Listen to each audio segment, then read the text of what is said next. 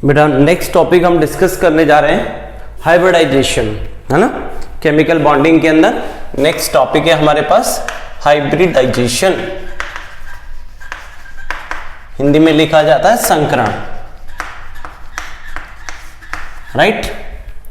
तो बेटा hybridisation actual में है क्या और इसकी नीड क्यों हुई, हाइब्रिडाइजेशन की नीड क्यों थी, क्या जरूरत पड़ी, है ना।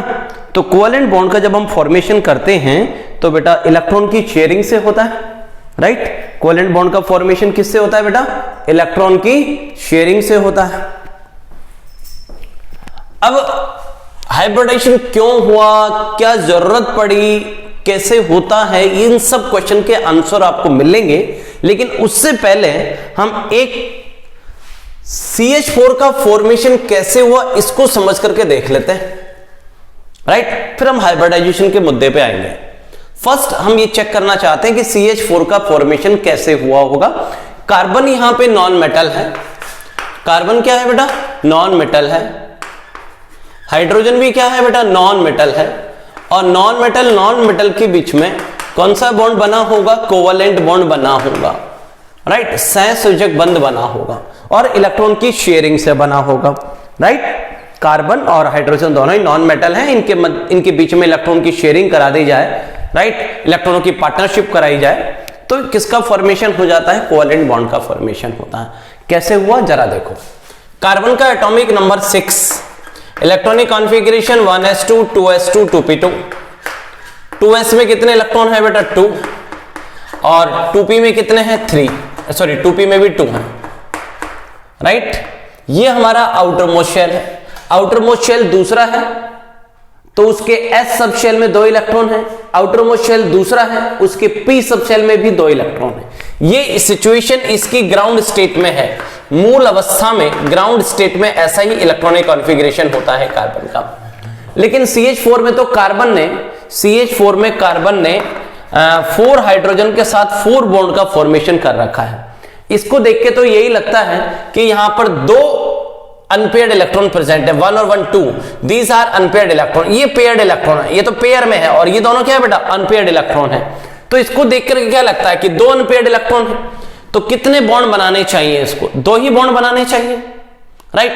भाई 2 अनपेयर्ड इलेक्ट्रॉन है तो ये किसी के साथ पार्टनरशिप करने के लिए जाएंगे तो 2 ही कोवेलेंट बॉन्ड बनने चाहिए। लेकिन होता क्या है कि कार्बन में एक 2s का इलेक्ट्रॉन जंप कर जाता है, किसमें, 2p में, तो 2s में एक अनपेयर्ड इलेक्ट्रॉन हो गया और 2p में भी 3 अनपेयर्ड इलेक्ट्रॉन हो चुके हैं। अब ओवरऑल टोटल कितने अनपेयर्ड इलेक्ट्रॉन हो गए, 4 अनपेयर्ड इलेक्ट्रॉन हो गए।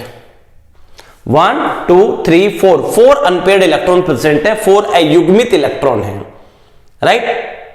अब होता क्या है कि हाइब्रिडाइजेशन जब तक नहीं आया था, जब तक हाइब्रिडाइजेशन के, ये जो हाइब्रिडाइजेशन एक थ्योरेटिकल कंसेप्ट है, इसके इंट्रोड्यूस होने से पहले साइंटिस्ट लोग ये मानते थे कि अब कितने हाइड्रोजन है, 4 हाइड्रोजन आएंगे। हाइड्रोजन के इलेक्ट्रॉनिक कॉन्फ़िगरेशन 1s1, दूसरे हाइड्रोजन 1s1, तीसरा हाइड्रोजन 1s1, चौथा हाइड्रोजन ये भी क्या है बेटा, 1s1, सबके पास एक इलेक्ट्रॉन है, राइट। अब इनके बीच में इलेक्ट्रॉन की शेयरिंग हो जाएगी।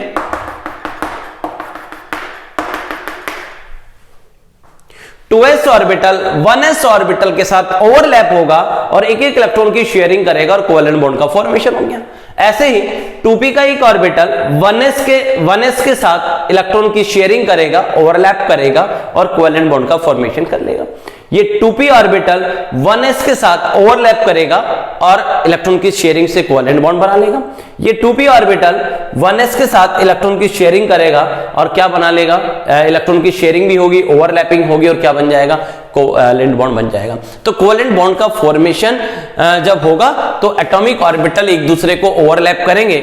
2s ऑर्बिटल 1s ऑर्बिटल को ओवरलैप करेगा, एक दूसरे से मिलेंगे, राइट। जब भी इलेक्ट्रॉनों की शेयरिंग होगी तो डेफिनेटली दोनों भाई इलेक्ट्रॉन किस में मिलता है, ऑर्बिटल में मिलता है ना। इलेक्ट्रॉन की फाइंडिंग प्रोबेबिलिटी जिस एरिया में, जिस पर्टिकुलर स्पेस के अंदर मैक्सिमम होती है उसको आप क्या बोलते हो, ऑर्बिटल बोलते हो। और जब 2 ऑर्बिटल मिलेंगे तो डेफिनेटली क्या होगा, 2 ऑर्बिटल मिलेंगे तो वहां ओवरलैपिंग होगी।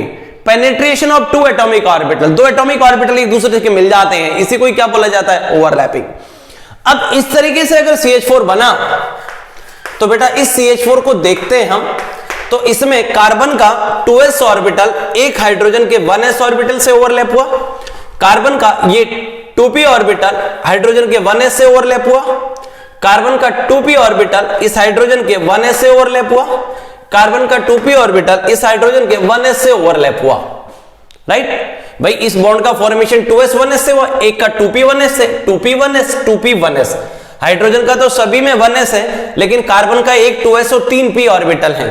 राइट, तो यहां पर 3 बॉन्ड तो ऐसे हैं, 3 बॉन्ड्स तो ऐसे हैं जो 2p और 1s ऑर्बिटल की ओवरलैपिंग से बने, लेकिन एक बॉन्ड ऐसा है जो बेटा 2s और 1s की ओवरलैपिंग से बना है। अब आप बताइए 2s 1s की ओवरलैपिंग और 2p 1s की ओवरलैपिंग अलग अलग है, एनर्जी अलग अलग है।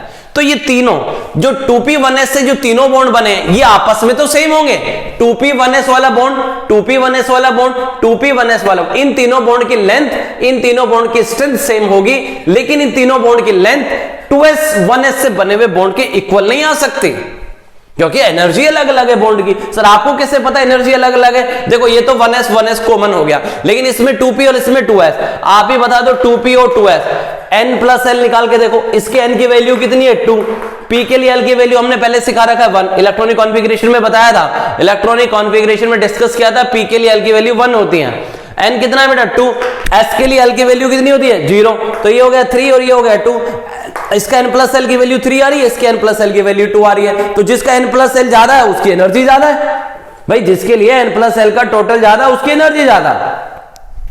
तो फिर आप कैसे कह सकते हो कि भाई 2p 1s से बनने वाला बॉन्ड 2s और 1s से बॉन्ड बनने वाले बॉन्ड के इक्वल आ जाएगा? पॉसिबल ही नहीं है, क्योंकि 2p की एनर्जी ज्यादा है, 2s की एनर्जी कम है, तो इन बॉन्ड की एनर्जी ज्यादा और इन बॉन्ड की एनर्जी कम है। बोलो भाई, बॉन्ड एनर्जी अलग अलग है, बॉन्ड लेंथ अलग अलग आएगी, बॉन्ड की स्ट्रेंथ अलग अलग आएगी। हाँ, इन तीन की तो बॉन्ड स्ट्रेंथ, इन तीनों की बॉन्ड लेंथ, इन तीनों की बॉन्ड एनर्जी एक जैसी आ जाए, हमें कोई ऑब्जेक्शन नहीं। हमारा ऑब्जेक्शन ये है कि 2s 1s की बॉन्ड लेंथ 2p 1s के इक्वल नहीं हो सकती, 2s 1s की बॉन्ड लेंथ इस 2p 1s के इक्वल भी नहीं हो सकती, 2s 1s की बॉन्ड लेंथ इस 2p 1s के इक्वल भी नहीं हो सकती। तो इसके अकॉर्डिंग हम CH4 का फॉर्मेशन करें, अगर CH4 का फॉर्मेशन इसी तरीके से हुआ होता कि ये 2s और 1s डायरेक्ट ओवरलैप कर गए, 2s atomic orbital 1s orbital के साथ ओवरलैप करा, 2p एटॉमिक ऑर्बिटल 1s के साथ ओवरलैप करे, 2p orbital atomic orbital 1s के साथ ओवरलैप करे, 2p एटॉमिक ऑर्बिटल 1s के साथ ओवरलैप करे, और इस तरीके से 4 टाइम ओवरलैपिंग हुई, 4 कोवेलेंट बॉन्ड का फॉर्मेशन हमने कर लिया इलेक्ट्रॉन की शेयरिंग करा करके। तो इस तरीके से अगर हमने CH4 बनाया तो चारों बॉन्ड जो है इक्वल लेंथ के नहीं आए, लेकिन लैब के अंदर ये बात तो थी थियोरेटिकल, ये थियोरेटिकल प्रेडिक्शन है, ऐसा हुआ होगा, लेकिन जब प्रैक्टिकली लैब में किया गया तो पता चला, लैब के अंदर ये पता चला कि भाई साहब लैब में चारों बॉन्ड जो CH4 होते हैं, CH4 के 1 2 3 4 चारों बॉन्ड की लेंथ इक्वल आती है भैया, टेट्राहेड्रल ज्योमेट्री होती है इसकी, CH4 की टेट्राहेड्रल ज्योमेट्री होती है, and all 4 bond are in equal in length, equal in energy, right. तो ये इक्वल लेंथ के इक्वल एनर्जी के बॉन्ड आते हैं। अब भाई साहब हमारे कंसेप्ट के अकॉर्डिंग तो ये इक्वल लेंथ के नहीं आ सकते, बोलो क्लियर है बेटा? अपने कंसेप्ट के अकॉर्डिंग ये इक्वल लेंथ के नहीं आ सकते, इसका मतलब CH4 का फॉर्मेशन इस तरीके से नहीं हो सकता जो हमने पढ़ाया। तो फिर आपने क्यों पढ़ाया? अरे ये गलत तरीका था। अब बताएंगे कि सही क्या था। इस तरीके से CH4 बनेगा तो ऑब्जेक्शन आना ही आना था।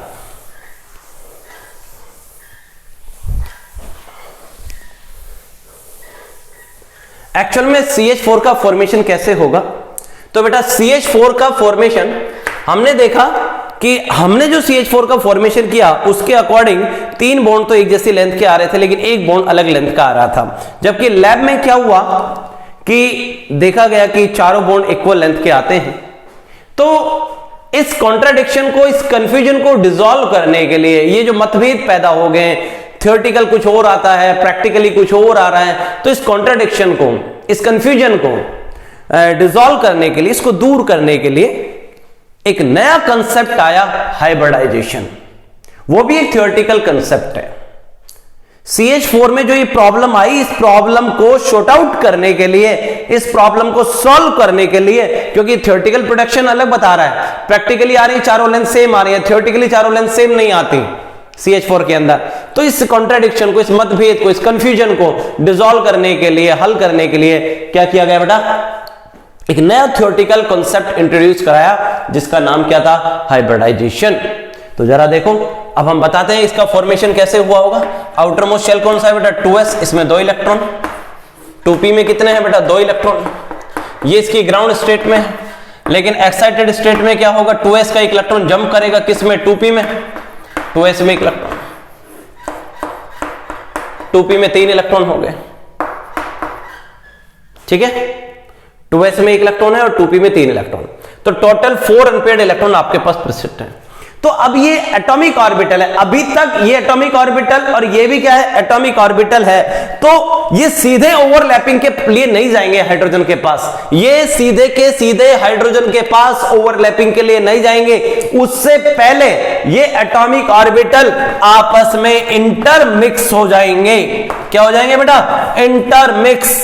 Intermixing of atomic orbital is called hybridisation.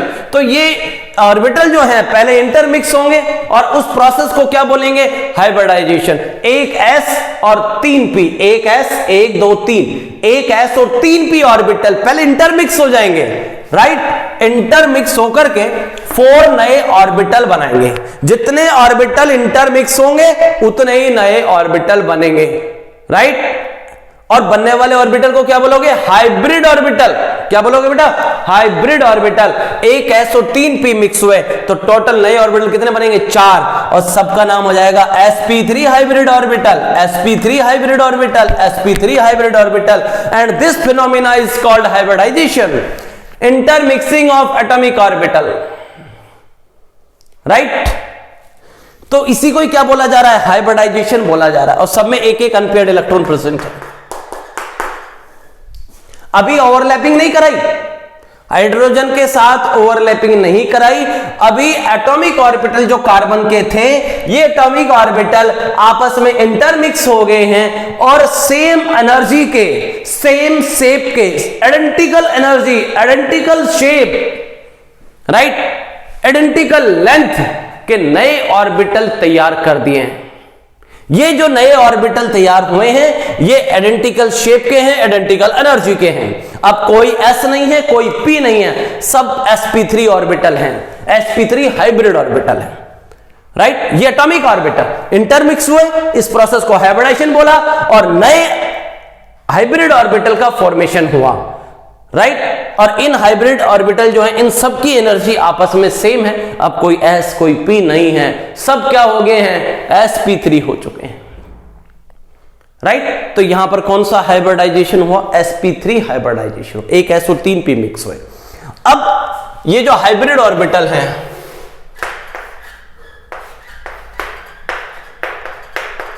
ये sp3 hybrid orbital, sp3 hybrid orbital, sp3 hybrid orbital, sp3 hybrid, यहां तक कौन सा प्रोसेस हो गया बेटा, हाइब्रिडाइजेशन। अब ये sp3 हाइब्रिड ऑर्बिटल इन 4 हाइड्रोजन के साथ ओवरलैपिंग करने के लिए जाएंगे। पहले हम क्या गलती कर रहे थे, एटॉमिक ऑर्बिटल को सीधा हाइड्रोजन के पास ओवरलैपिंग करवा रहे थे, राइट। अब हमने क्या सीखा कि पहले एटॉमिक ऑर्बिटल इंटरमिक्स होंगे, सेम एनर्जी के नए ऑर्बिटल तैयार करेंगे जिनको हाइब्रिड ऑर्बिटल बोला जाएगा।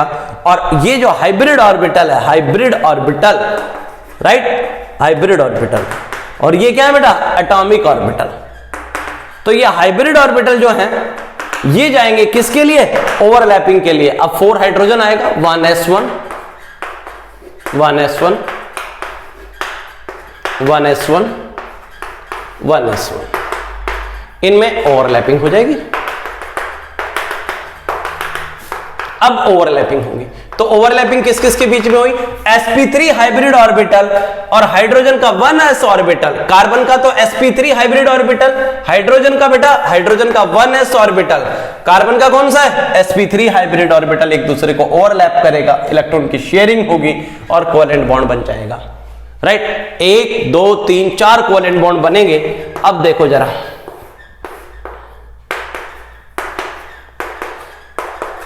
यहां कार्बन sp3 है और ये वाला हाइड्रोजन 1s है। कार्बन sp3 और हाइड्रोजन का 1s ऑर्बिटल, कार्बन का बेटा sp3 ऑर्बिटल, हाइड्रोजन का 1s यूज में आएगा। यहां भी कार्बन का sp3 हाइब्रिड ऑर्बिटल, यहां हाइड्रोजन का 1s ऑर्बिटल यूज में आएगा। Right, all 4 bond are formed by sp3 1s overlapping. तो एक्चुअल में CH4 के अंदर जो चारों के चारों बॉन्ड हैं वो sp3 1s ओवरलैपिंग से बने हैं।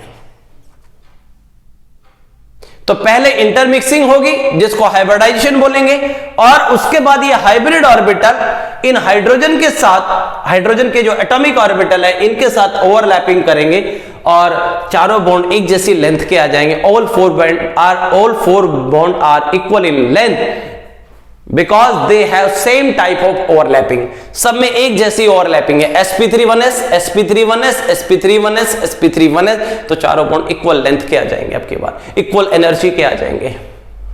क्लियर? तो हमने देखा CH4 का फॉर्मेशन जब कराते हैं तो पहले हाइब्रिडाइजेशन होता है फिर ओवरलैपिंग होता है। तो हाइब्रिडाइजेशन का मीनिंग तो समझ में आ गया होगा। अब आते हैं, यह तो क्लियर हो गया कि हाइब्रिडाइजेशन की नीड तो हमें है।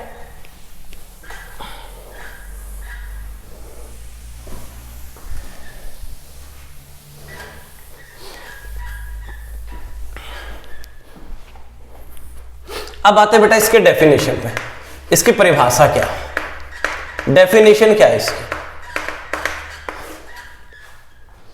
है ना? इंटरमिक्सिंग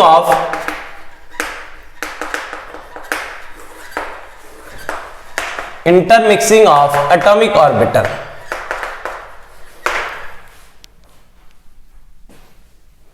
विद सेम और comparable energy to form orbital with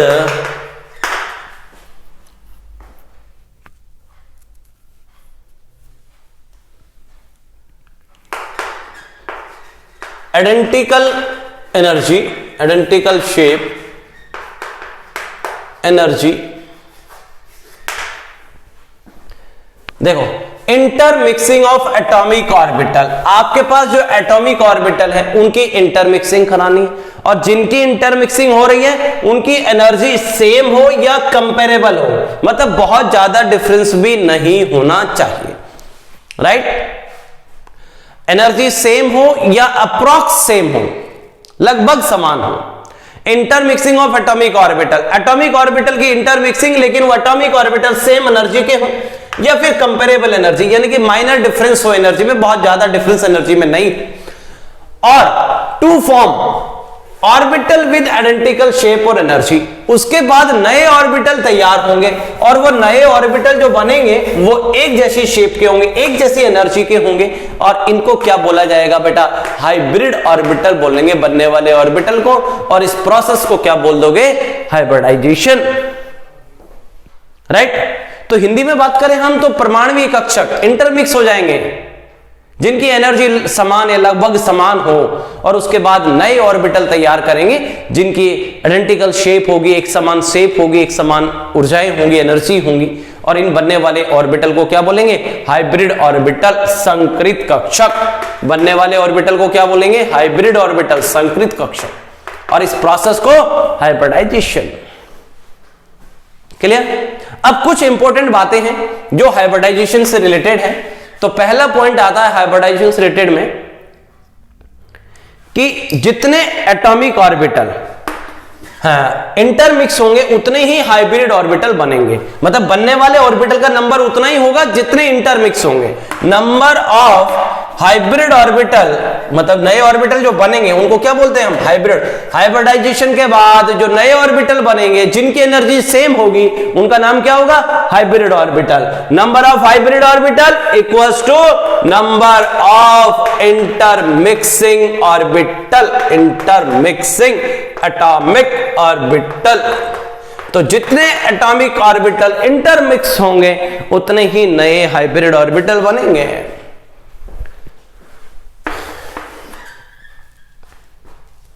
अच्छा, इसके बाद shape of hybrid orbital. Shape of hybrid orbital, जो ये हाइब्रिड ऑर्बिटल होते हैं बेटा, इनकी जो जनरली शेप होती है वो कुछ इस टाइप की होती है। ये हाइब्रिड ऑर्बिटल की शेप होती है। समझ में आ रही है क्या बात? देखो, एस ऑर्बिटल ऐसा होता है, पी ऑर्बिटल ऐसा होता है, लेकिन जब इंटरमिक्स हो जाते हैं उसके बाद जब नए ऑर्बिटल तैयार होते हैं जिनको हम हाइब्रिड ऑर्बिटल बोलते हैं, वो इस टाइप की शेप के होते हैं ताकि इफेक्टिव ओवरलैपिंग की जा सके। मतलब फ्यूचर में ये हाइब्रिड ऑर्बिटल क्या किसके पास जाएंगे? किसी दूसरे एटम के एटॉमिक ऑर्बिटल के साथ ओवरलैपिंग करने जाएंगे। कोवेलेंट बॉन्ड बनाने के लिए किसी और के साथ जब ओवरलैपिंग करने जाएं तो इफेक्टिव ओवरलैपिंग हो, इसके लिए पर्टिकुलर ऐसी शेप ले लेते हैं फॉर इफेक्टिव ओवरलैपिंग। हमने बताया था इफेक्टिव ओवरलैपिंग। देखो हमने क्या बोला, CH4 में पहले क्या करेंगे हम, कार्बन का इलेक्ट्रॉनिक कॉन्फ़िगरेशन लिखा, राइट। फिर हमने देखा उसमें 2 अनपेयर्ड इलेक्ट्रॉन थे, फिर 2s का एक इलेक्ट्रॉन 2p में भेजा, 4 अनपेयर्ड इलेक्ट्रॉन हो गए, 4 युग्मित इलेक्ट्रॉन कर लिए। फिर उसके बाद उन 2s का एक और 2p के 3 एटॉमिक ऑर्बिटल को इंटरमिक्स करवाया, नए ऑर्बिटल तैयार किए 4, जिनको बोला हमने sp3 हाइब्रिड ऑर्बिटल। वो सभी sp3 हाइब्रिड ऑर्बिटल इस तरीके के शेप के होंगे और ये sp3 हाइब्रिड ऑर्बिटल फ्यूचर में, ये sp3 हाइब्रिड ऑर्बिटल फ्यूचर में हाइड्रोजन के पास गए ओवरलैपिंग करने के लिए, इलेक्ट्रॉन की शेयरिंग हुई। भाई आपने जब CH4 बनाया था तो ऐसे sp3 हाइब्रिड ऑर्बिटल तैयार किए थे ना, बोलो बेटा। और बाद में ये हाइड्रोजन के 1s, हाइड्रोजन का 1s, हाइड्रोजन का 1s, हाइड्रोजन का 1s, हाइड्रोजन इनके साथ ओवरलैपिंग करने गए थे ना। तो इसलिए बेटा इनका शेप एक जैसा होना, ये अपनी शेप को इस टाइप से रखने की कोशिश करेंगे कि फ्यूचर में जब ये हाइड्रोजन के साथ ओवरलैपिंग करें तो इफेक्टिव हो, इसलिए पर्टिकुलर शेप ले लेते हैं ऐसी बेटा, राइट। तो हाइब्रिड ऑर्बिटल की एक पर्टिकुलर शेप होती है जो मैंने बना दी है। थर्ड पॉइंट, कितने हाइब्रिड ऑर्बिटल बनेंगे? जितने इंटरमिक्स होंगे। और हाइब्रिड ऑर्बिटल की पर्टिकुलर शेप होती है, उसका रीजन दोगे फॉर इफेक्टिव ओवरलैपिंग, ताकि ज्यादा से ज्यादा ओवरलैपिंग और प्रभावी हो। क्लियर? थर्ड पॉइंट,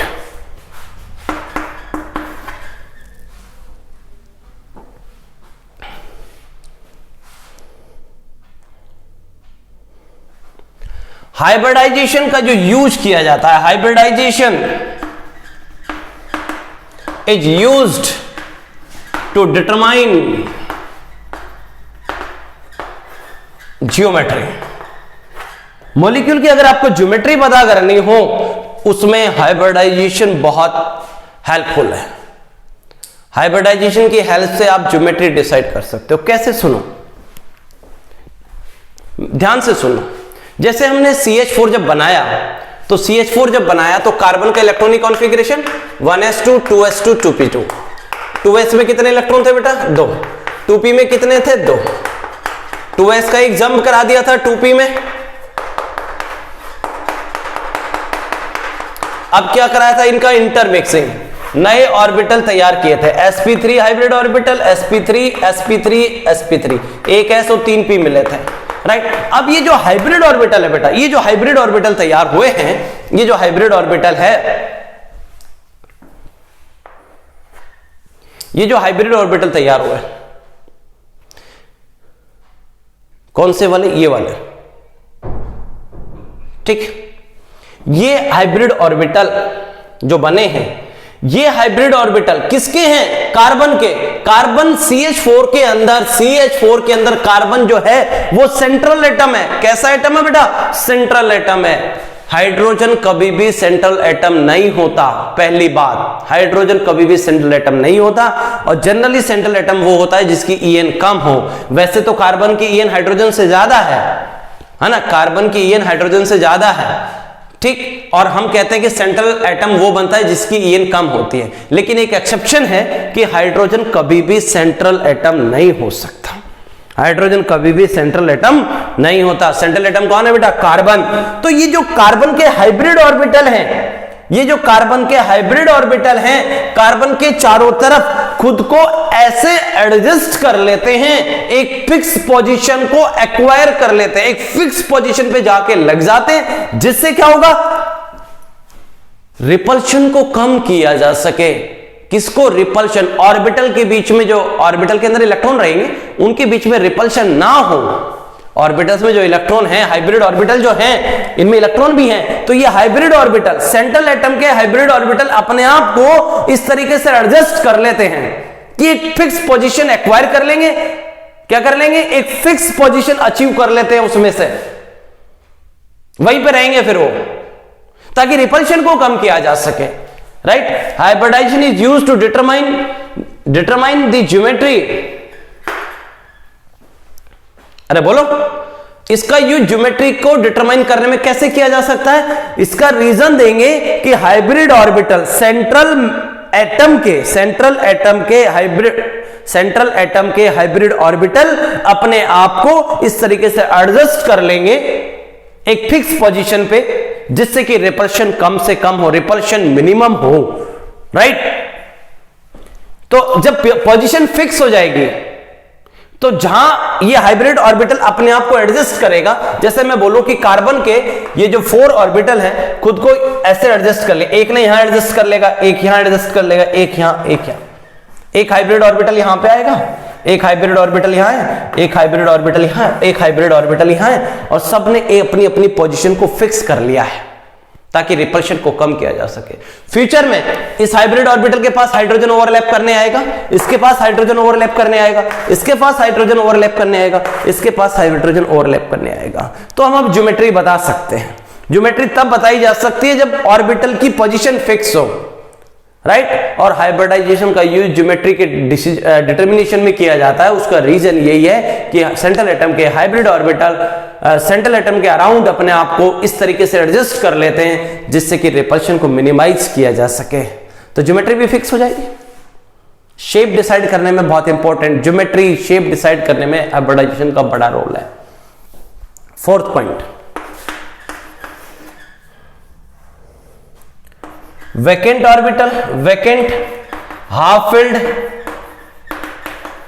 और फुली फिल्ड।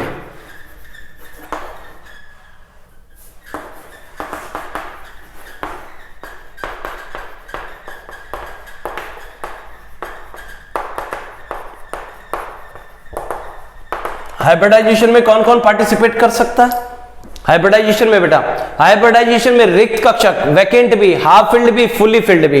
रिक्त, वैकेंट में रिक्त कक्षक, वैकेंट ऑर्बिटल, अर्ध, हाफ फील्ड अर्धपूरित, फुली फील्ड पूर्ण पूरित। तो बेटा हाइब्रिडाइजेशन में वैकेंट ऑर्बिटल भी पार्टिसिपेट करते हैं, हाफ फील्ड भी करते हैं, फुली फील्ड भी, रिक्त, अर्धपूरित, पूर्ण पूरित सभी हाइब्रिडाइजेशन में इन्वॉल्व हो सकते हैं। राइट? क्लियर? हाइब्रिडाइजेशन में vacant orbital, half filled, fully filled, खाली हो, आधा भरा हो, पूरा भरा हो, सभी एटॉमिक ऑर्बिटल हाइब्रिडाइजेशन में पार्टिसिपेट कर सकते हैं सेंट्रल एटम के। राइट? अगला पॉइंट, हाइब्रिडाइजेशन से केवल हाइब्रिड ऑर्बिटल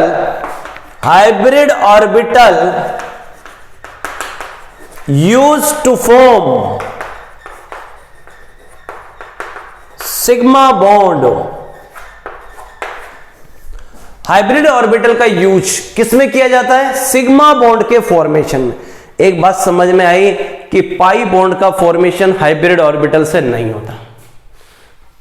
पाई बॉन्ड का फॉर्मेशन हाइब्रिड ऑर्बिटल से नहीं होगा भाई। कोवेलेंट बॉन्ड में सिग्मा भी होता है और पाई भी होता है। कोवेलेंट बॉन्ड्स 2 टाइप्स के होते हैं, ये बात हमने ओवरलैपिंग में समझाई थी, सिग्मा और पाई। राइट? तो हाइब्रिड ऑर्बिटल किसमें यूज आते हैं? सिग्मा बॉन्ड के फॉर्मेशन में यूज आते हैं। क्लियर? 5वां पॉइंट, नेक्स्ट पॉइंट, हाइब्रिडाइजेशन किसी सिंगल एटम का नहीं होता। कोई मेरे को कहे कि कार्बन का हाइब्रिडाइजेशन बताओ, मैं कहूंगा मुझे क्या पता, होता ही नहीं है। राइट? कोई मेरे को कहे भाई कार्बन एटम का हाइब्रिडाइजेशन बता दो, तो कैसे बता दो भाई? सिंगल एटम का कोई हाइब्रिडाइजेशन नहीं होता। हाइब्रिडाइजेशन बॉन्ड फॉर्मेशन के ड्यूरेशन में ऑब्जर्व होता है। हाइब्रिडाइजेशन कब होगा? जब बॉन्ड बन रहा होगा। जैसे CH4 बनना था तो कार्बन में हाइब्रिडाइजेशन हुआ। अगर मान लो CH4 नहीं बनाना होता, कार्बन अकेला होता, तो कोई हाइब्रिडाइजेशन नहीं होता। अकेले एटम का, सिंगल एटम में हाइब्रिडाइजेशन का फिनोमिना नहीं होता। हाइब्रिडाइजेशन कब होगा? जब बॉन्ड फॉर्मेशन का प्रोसेस होगा। क्लियर? हाइब्रिडाइजेशन कब होगा बेटा? जब बॉन्ड फॉर्मेशन का प्रोसेस होगा। क्लियर है?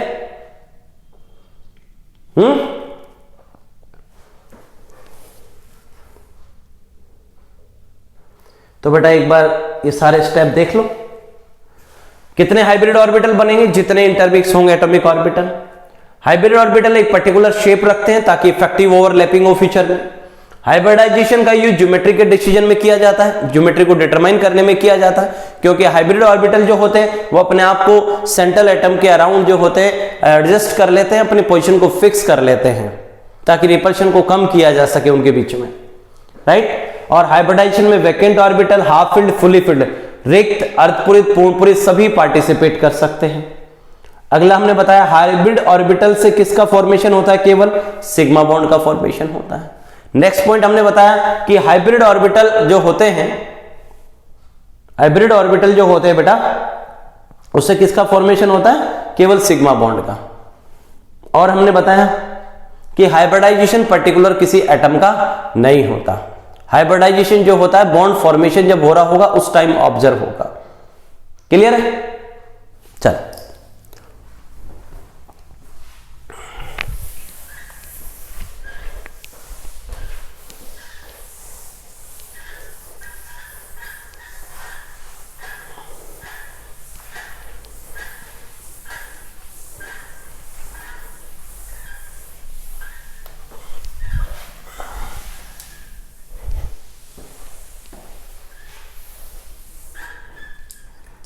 अब देखो बेटा, कैलकुलेशन ऑफ हाइब्रिडाइजेशन।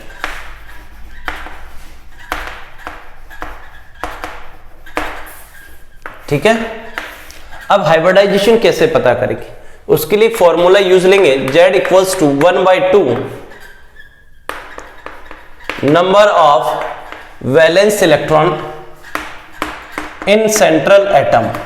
जो सेंट्रल एटम है, सेंट्रल एटम कौन होता है बेटा? जिसकी En कम हो। और ध्यान रहे हाइड्रोजन कभी भी सेंट्रल एटम नहीं होता, राइट। जिसकी En कम होती है वो सेंट्रल एटम होता है। ध्यान रहे हाइड्रोजन कभी भी सेंट्रल एटम नहीं होता। तो जो सेंट्रल एटम है उसके अंदर कितने वैलेंस इलेक्ट्रॉन है उसको लिखोगे plus mode of negative charge. जितना भी नेगेटिव चार्ज लगा हुआ है उसको उसमें ऐड कर दोगे। मोड लगा दिया है यानी कि जितना भी नेगेटिव चार्ज है वो ऐड कर दोगे, माइनस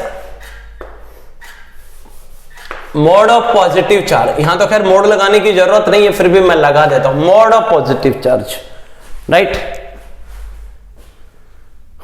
देखो नंबर ऑफ सेंट्रल एटम के वैलेंस इलेक्ट्रॉन लिखोगे, जितना नेगेटिव चार्ज है वो जोड़ दोगे, जितना पॉजिटिव चार्ज है वो माइनस करोगे, plus number of monovalent atom.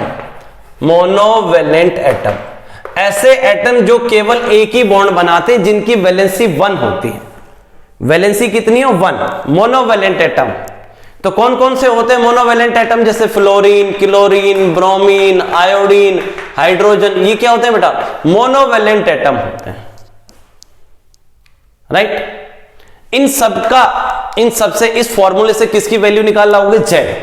अब if Z equals to 2 then hybridisation sp, Z equals to 3 hybridisation sp2, Z equals to 4 hybridisation sp3, Z equals to 5 आ गया hybridisation sp3d, Z equals to 6 आ गया hybridisation sp3d2, Z equals to 7 आया hybridisation sp3d3, right.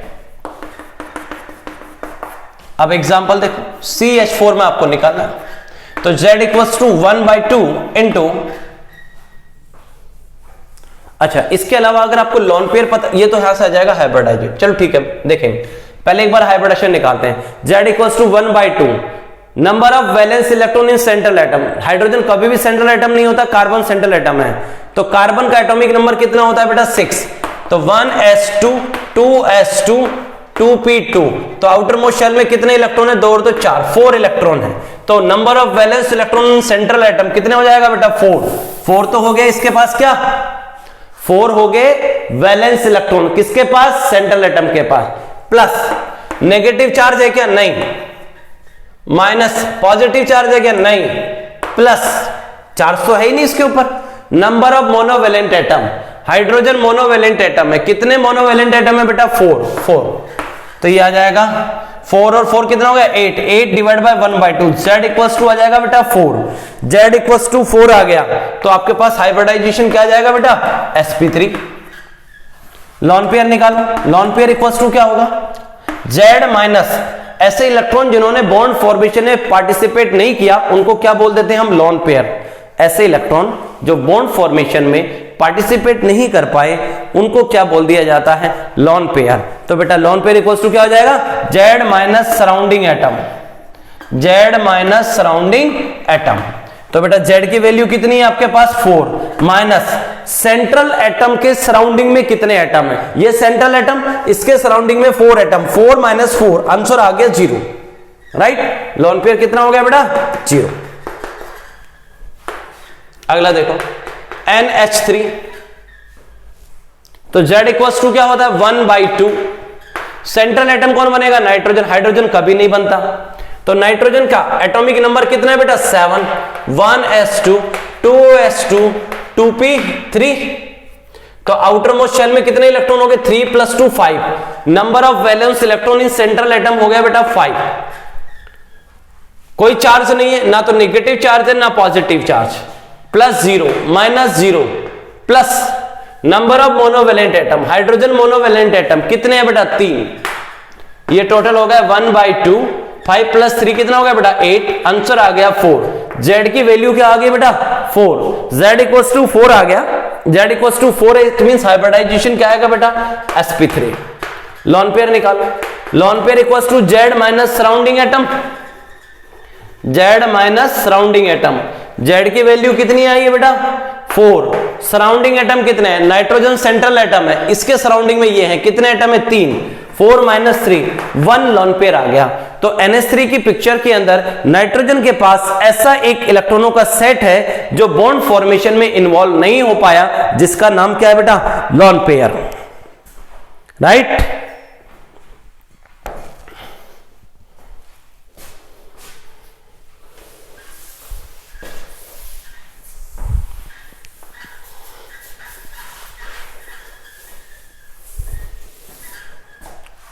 अगला देखो H2O। Z equals to 1/2। Right? Hydrogen कभी central atom नहीं होता, ऑक्सीजन होगा। ऑक्सीजन के वैलेंस इलेक्ट्रॉन कितने हैं? ऑक्सीजन का atomic number 8। 1s2 2s2 2p4। Outer most shell में कितने इलेक्ट्रॉन है बेटा? 6। आउटर मोस्ट शेल में कितने इलेक्ट्रॉन है बेटा? 6। तो यह वैलेंस इलेक्ट्रॉन की जगह लिख दोगे 6 plus negative charge 0 minus positive charge 0 plus number of monovalent atom, hydrogen monovalent atom है बेटा कितने? 2। तो ये आ जाएगा आपके पास 6 + 2 8 डिवाइड बाय 2 यानी कि 4। Z की वैल्यू 4 आ गई तो बेटा हाइब्रिडाइजेशन sp3। लॉन पेयर निकालो। लॉन पेयर निकालने का formula Z minus surrounding atom. Z कितना है बेटा? 4 माइनस सराउंडिंग एटम कितने हैं? 2।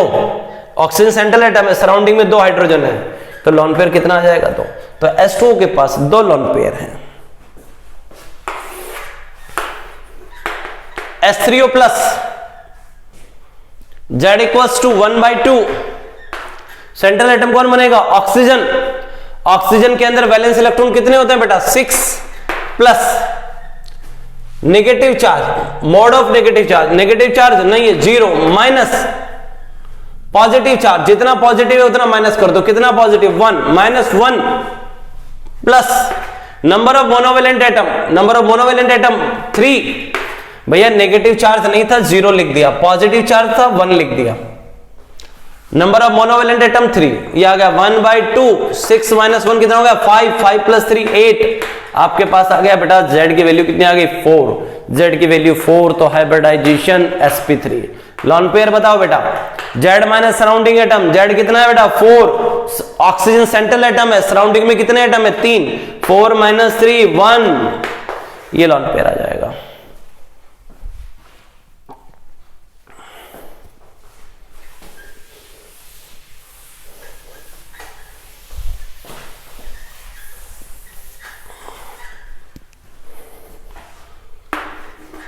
CO3 minus 2, Z equals to 1/2, carbon के बता बेटा, कार्बन आउटर मोस्ट शेल में कितने इलेक्ट्रॉन है 4 है, plus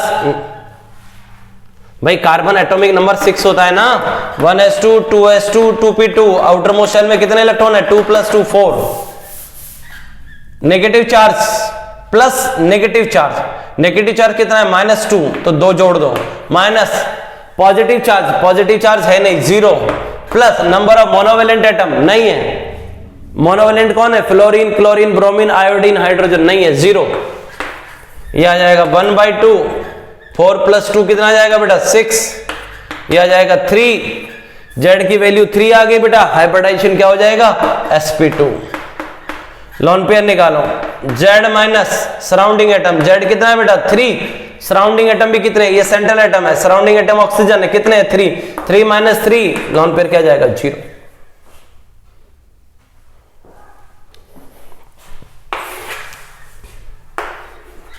SO3 Z equals to 1/2,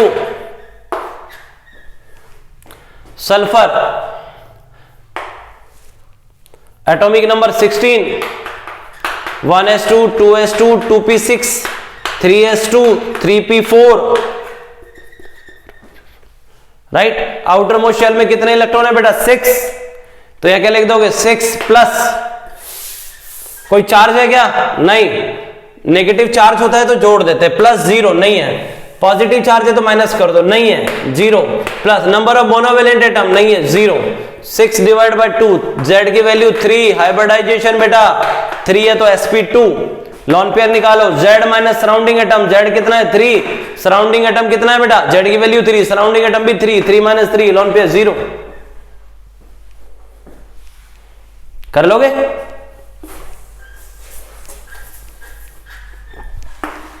SO2 Z equals to 1/2, sulphur के आउटर मोस्ट शेल में 6 electron, plus negative charge 0, minus positive charge 0, plus monovalent atom है ही नहीं, उनमें से होता 0, 6/2, Z की वैल्यू 3, हाइब्रिडाइजेशन sp2, लेकिन लॉन पेयर क्या जाएगा 3 माइनस Z माइनस, ये Z की वैल्यू 3 माइनस सराउंडिंग एटम, कितने सराउंडिंग एटम है 2, तो लॉन पेयर आ जाएगा।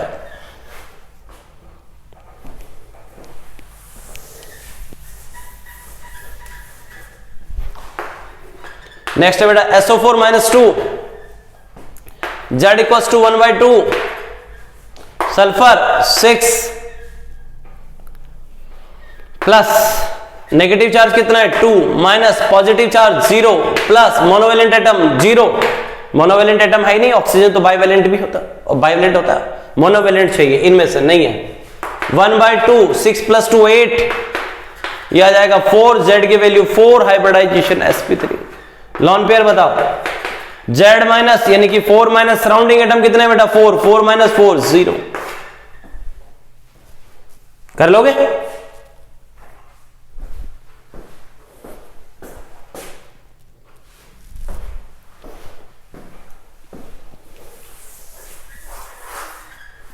Next example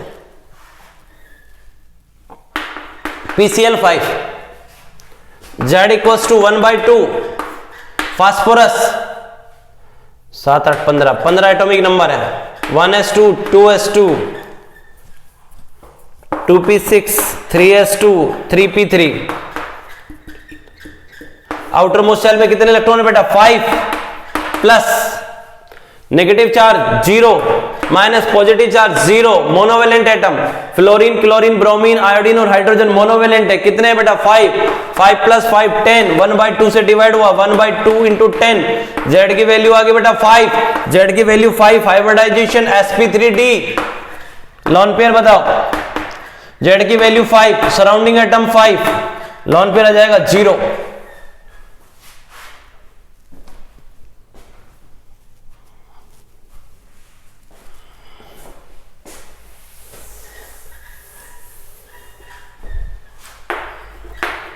SO3 minus 2, Z equals to 1/2, sulphur के आउटर मोस्ट शेल में 6, negative charge 2 minus positive charge 0 plus monovalent atom 0, 1/2 into 8, यह आ जाएगा 4 हाइब्रिडाइजेशन sp3। लॉन पेयर बोलो, Z minus surrounding atom, Z की value 4, surrounding atom 3, lone pair 1।